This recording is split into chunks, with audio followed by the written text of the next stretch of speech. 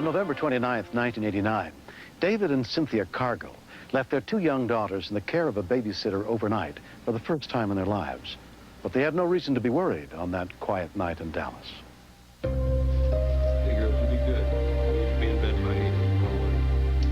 Love you, Bruce. Love you, too. That evening, we had asked the sitters to stay that night because my husband always plays basketball on Wednesday nights, and that particular night he had to go to work early. And we knew he wasn't going to be home that evening, and I also was out of town on business that evening. So we had to have a sitter there.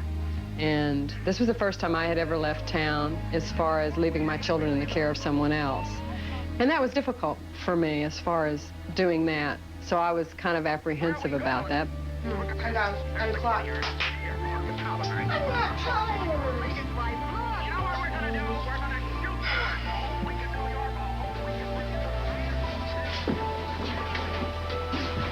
Around 8 p.m., the babysitter had the 2 girls get ready for bed.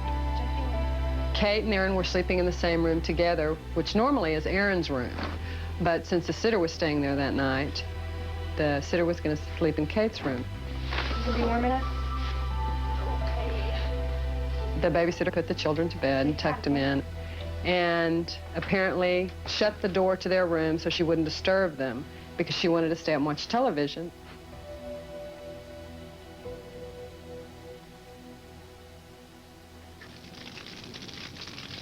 Look, there's somebody driving this cab. First, the cop takes us over. He took a photo way to Happy Land on the bubble. There's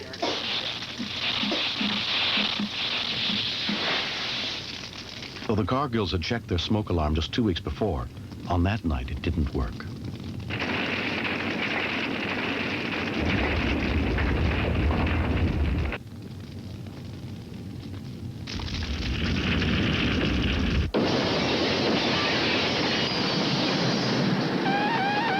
The exploding windows triggered the burglar alarm. Oh, God. Oh, my God. Kate! 8-year-old Kate was awakened by the sound of the alarm. I saw smoke coming into the room. Then I touched the door handle. The door handle was hot, and it told me not to open the door. Aaron, wake up! I crawled to the window, and I tried to break it with my hand, and it didn't work, and it was scary.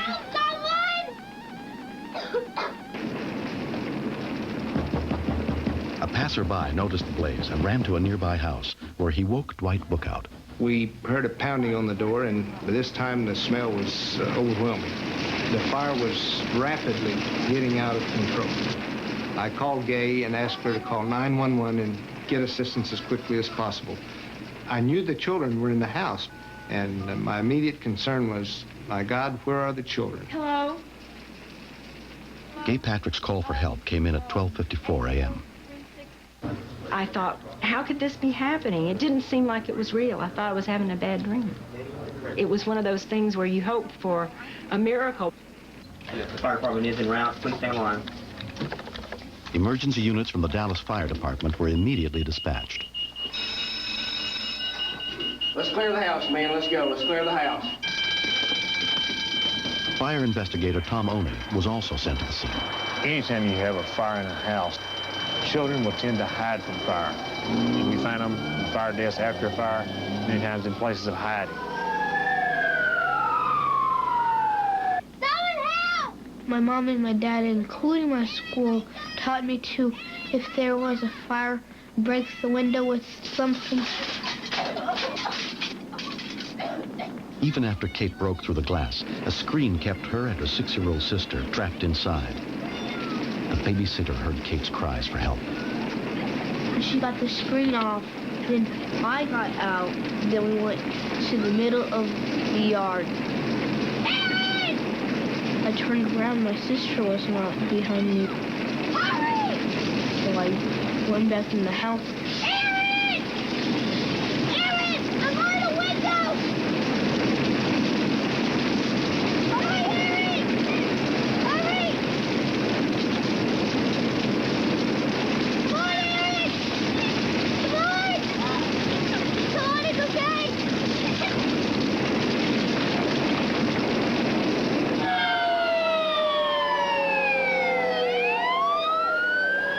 fire department was on the scene within 7 minutes, headed by Captain Bill Crawford. When we arrived at the house, it was fully involved. The glass had ruptured in the front part of the house. There were flames everywhere. It's a miracle that the girls got out of the home when they did. Had this young girl not had the presence of mind to follow the instructions that she had received, I don't think they would have made it. Katie was able to do many of the right things, and they worked just right. She did, however, go back in to get her sister, which in this case worked out great. But this is not the normal situation. Once you get out of a burning building, stay out. Do not go back in. People that go back into burning buildings usually do not get back out alive. It was such a close call. I mean, we're talking about if it was delayed anymore, or had Catherine opened the door, it would have killed them immediately. What kills me is how the heat was so intense it melted the oven glass. It's just amazing that something can burn this fast. The fire training that the children had was quite in-depth by us instilling in Kate and Aaron what needs to happen to get themselves out of the fire. It saved their lives. I just can't say enough about fire education as far as in the schools and what the fire department does. Here's some of your schoolwork, Katie. 100, how about that? You see that? The thought of losing the children, it's still quite frightening to us. It's something that I think I'll think about for quite a long time. Investigators determined that the fire that destroyed the Cargill's home was caused by faulty wiring in their den. 3 months later, they're beginning to put the pieces of their life back together and trying to erase the memory of that near tragic night. We lost everything.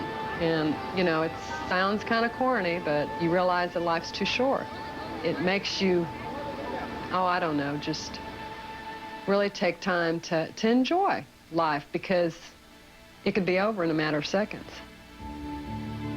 Although Kate received awards for her heroism, she values most the praise from her peers. Dear Kate, I think you are a hero. I am so glad you saved your sister's life. Every once in a while, I'll take a deep breath and just realize how close we came to losing our children, and that makes all